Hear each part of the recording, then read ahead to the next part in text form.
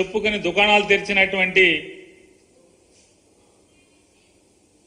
కొన్ని fake news ఫ్యాక్టరీలు ఇవాళ ఏ రకంగా తప్పుడు వార్తలు, దొంగ వార్తలు, తప్పుడు సమాచారంతో ప్రజల మనసుల్లో విషం చిమ్మేటువంటి, అంటే విషాన్ని ఎక్కించేటి ప్రయత్నం గడిచిన 6-7 సంవత్సరాల పైనుంచి జరిగే క్రమంలో వాళ్ళ టార్గెట్ రీచ్ అయిపోయి వాళ్ళ అనుకున్న లక్ష్యాన్ని నెరవేర్చుకున్న తర్వాత కూడా ఈ ఫేక్ న్యూస్ ఫ్యాక్టరీ నుంచి ఈ తప్పుడు వార్తలు రాయటం, చూపించటం ఆపకపోవటం అనేది వాళ్ళ కిరాతకమైనటువంటి మానసిక నైజానికి అద్దం పడుతుంది. ఇవాళ దురదృష్టం, రామోజీరావు గారు లేరనుకుంటే వాళ్ళ అబ్బాయి గారు కూడా ఉన్నట్టున్నారు. ఇప్పుడు ఆయన పేపర్లో ఇవాళ చూడండి రాస్తారు. ఎంత తప్పుడు వార్త, ఎంత విషపు వార్త అంటే, జగన్ రక్షణకే 986 మంది, ఇంట్లో ఉంటేనే ఇంతమంది, బయటకెళ్తే 2-3 ఇంతలు. 5 ఏళ్లలో భద్రతా సిబ్బంది జీతాలకే 296 కోట్లు అని వండేసి వార్త రాసేసి అచ్చేసి వదిలేశాడు. ఇంత దుర్మార్గమా అని అడుగుతున్నాను నేను. వాస్తవానికి జగన్మోహన్ రెడ్డి గారికి అట్ ఏ టైం మీరు ఎప్పుడు లెక్కేసుకున్నా కూడా సివిల్ పోలీసులకు సంబంధించి సిఐలు కానీ, ఎస్ఐలు కానీ, హెడ్ కానిస్టేబుల్స్ కానీ 18 మంది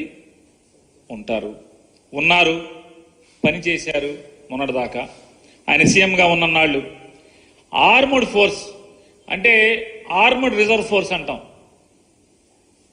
వాళ్ళు ఆర్మడ్ ఫోర్స్ 33 మంది, ఏపీ స్పెషల్ పోలీస్ బెటాలియన్ నుంచి 89 మంది.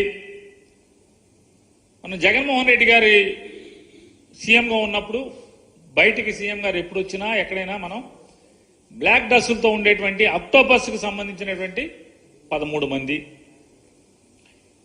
వీళ్ళు కాకుండా సీఎం గారి ఇంటి సరిహద్దుల్లో, అంటే ఇంటి చుట్టూ కానీ లేకపోతే ముందు కానీ ఎటుకన్నా కానీ 23 మంది. కాన్వాయ్, సీఎం గారి కాన్వాయ్కి 21 మంది డ్రైవర్లు కానీ, సెక్యూరిటీ ఇన్స్పెక్టర్లు కానీ, అదే ఎస్ఐలో వాళ్ళ హెడ్ కానిస్టేబుల్ వాళ్ళ ఏ ర్యాంక్లో ఉంటే ఆ ర్యాంక్లో కాన్వాయ్కి 21 మంది. మొత్తం 196 మంది సీఎం గారితో ఉండేటువంటి సిబ్బంది. అంటే ఆయన కేటాయించబడినటువంటి 196 మంది సిబ్బంది.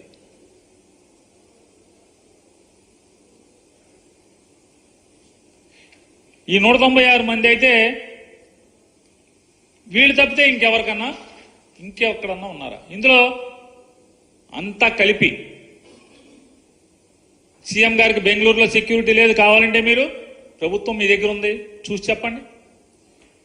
కేవలం హైదరాబాద్లో సీఎం గారి ఇంటి దగ్గర మొన్న కొన్ని టీవీల్లో తెగ వార్తలు రాశారు. జగన్మోహన్ రెడ్డి గారి లోటస్ పాండ్లో ఆక్రమణలో కొట్టేశారని. సీఎం గారికి ఏం పడినా బాబు ఆక్రమణలకి?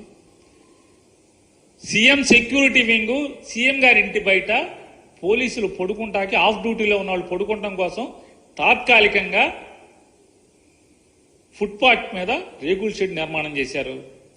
ఈ రేకుల షెడ్ల నిర్మాణం, తాత్కాలిక నిర్మాణాలు చంద్రబాబు నాయుడు గారు హైదరాబాద్ ఇంటి దగ్గర పాత రోజుల్లో 1996 నుంచి ఉన్నాయి, ఎన్టీ రామారావు గారి దగ్గర ఉన్నాయి, విజయభాస్కర్ రెడ్డి గారి దగ్గర ఇంటి దగ్గర కట్టారు, నేదురుమల్లి జనార్దన్ రెడ్డి గారి ఇంటి దగ్గర కట్టారు, కిరణ్ కుమార్ రెడ్డి గారి ఇంటి దగ్గర కట్టారు, రోసీ గారి ఇంటి దగ్గర కట్టారు.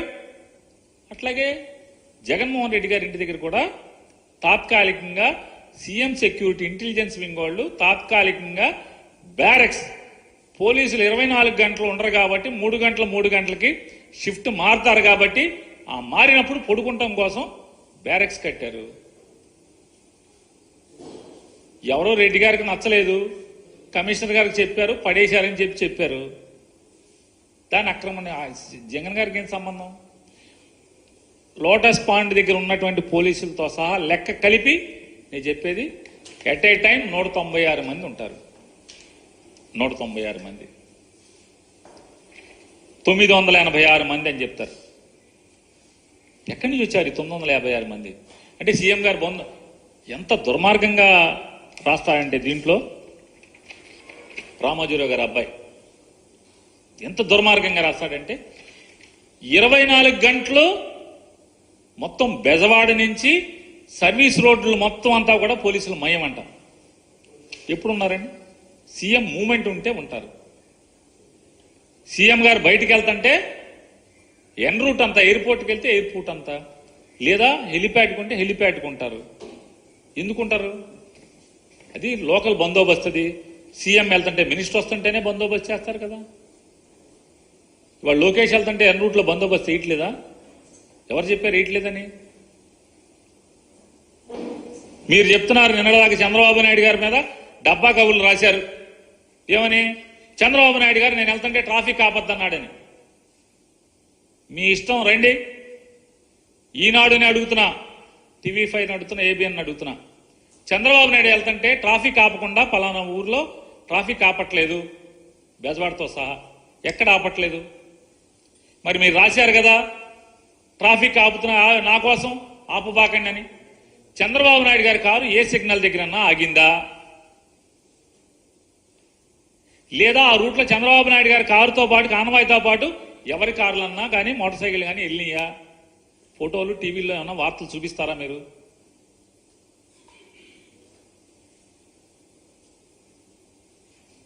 జగన్మోహన్ రెడ్డి గారు బొమ్మతో స్కూల్స్కి పుస్తకాలు వచ్చేసినాయి, అట్లాగే స్కూల్ సామాన్ వచ్చేసినాయి, బెల్టులు బ్యాగులు అన్నీ జగన్మోహన్ గారికి పెట్టా ఉన్నాయి.